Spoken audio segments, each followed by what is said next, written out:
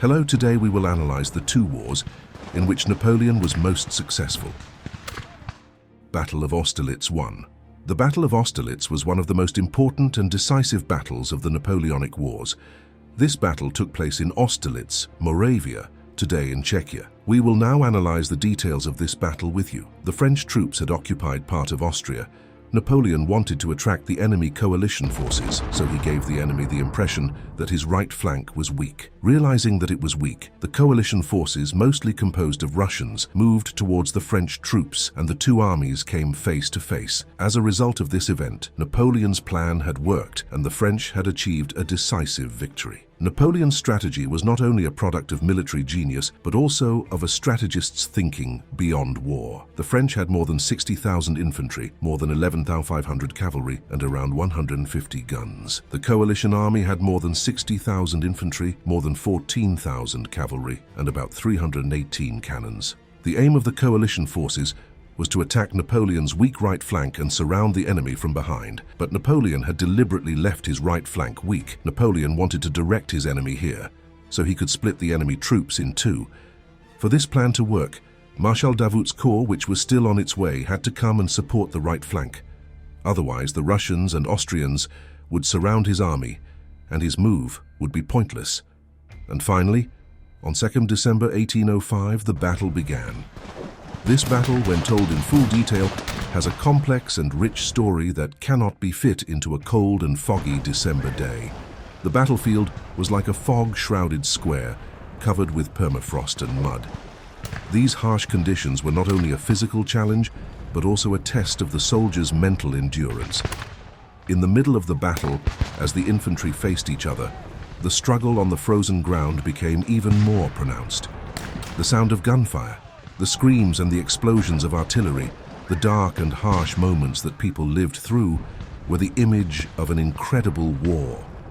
Each moment symbolized a soldier's courage, endurance, and the inherent human ability to face war. The French were firing their guns incessantly and maintaining their formation. They had full faith in their commanders, and the battle continued.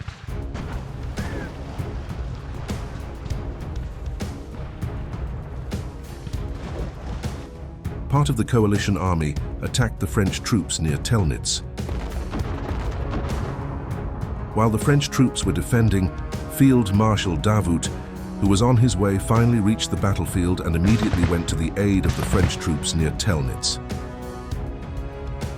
As time went on, the coalition army sent more troops to the vicinity of Telnitz to destroy the French right wing. Napoleon, not wanting to weaken the right flank any further, sent some of his troops to Pratzen, where the fighting French drove the enemy back and captured this area, thus splitting the enemy in two. In the north, French troops advanced and caused serious damage to the coalition armies. The outcome of the war was becoming more or less certain. The French forces, which increased their pressure on the enemy, forced the coalition forces to retreat around 2 p.m., and the coalition forces retreated.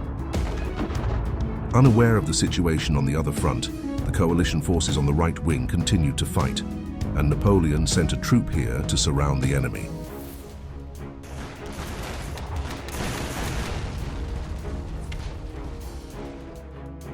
And the coalition forces, who were confused about what to do in this situation, surrounded and suffered heavy losses, were trying to escape without thinking about anything.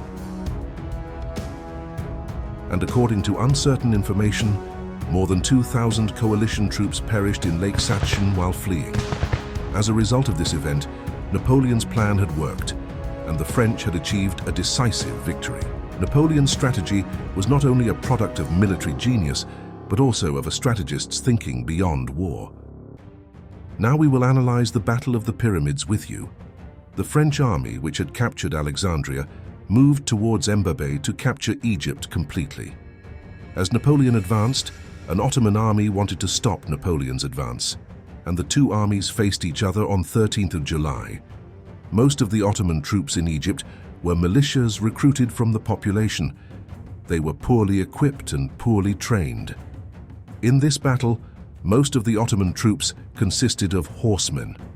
Napoleon's army, on the other hand, was better equipped and had a professional army organization than the Ottoman Mamluk troops in Egypt.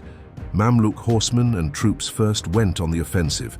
Napoleon, on the other hand, used a professional army formation and strategy and immediately ordered his troops to enter a four-cornered fortress formation.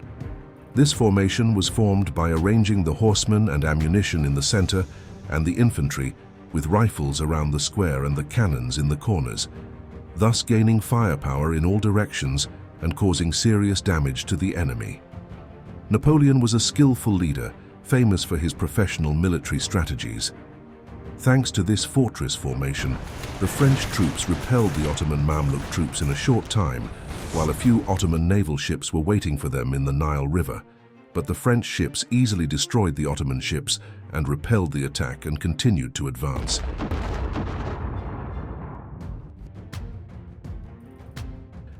The French army had about 17,000 soldiers, 3,000 cavalry, and a few guns. The Ottoman army had between 17,000 and 54,000 soldiers, 6,000 cavalry, and a few cannons. Murad Bey, in command of the Ottoman Mamluk troops, had fortified the area and positioned his troops for defense, and on 21st July, French forces arrived near the village of Mbabe. Napoleon knew that the Ottomans had artillery, so he chose to remain on the defensive, out of cannon range, and ordered his troops to wait in a fortress formation. Napoleon led one of his troops forward in order to deceive the Mamluk cavalry, who were waiting in readiness. Believing this deception, Murad Bey attacked the French with all his troops. But the French were prepared, and the French, who were experienced from the previous battles, almost destroyed Murad Bey's troops. Murad Bey was trying his best, but he could not break the defense position of the French, who had taken a fortress formation, and he was losing too many casualties. The French pushed their army forward, and Murad Bey and his troops, unprepared for this, had to retreat. The Ottoman troops across the river tried to cross the river, but it was too late for the battle, and they were ineffective throughout the battle. This time the French troops attacked towards Mbabe, where the Ottoman troops, trying to defend themselves, responded to the French.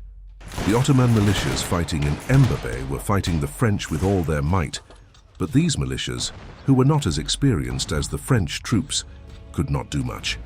The perfectly coordinated French army under the command of Napoleon was fighting with the militia and bombarding them with cannons.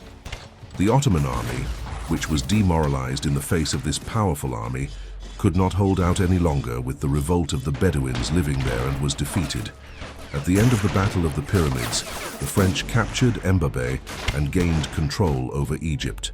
This victory increased Napoleon's confidence in his military strategies and enabled him to use Egypt as a strategic advantage against the Ottoman Empire. The Battle of the Pyramids is an important event that demonstrates Napoleon's military genius and successful application of modern warfare strategies in the Egyptian campaign. Which battles do you think Napoleon was most successful? Specify in the comments if you like our video. Like and subscribe to the channel. See you in other videos.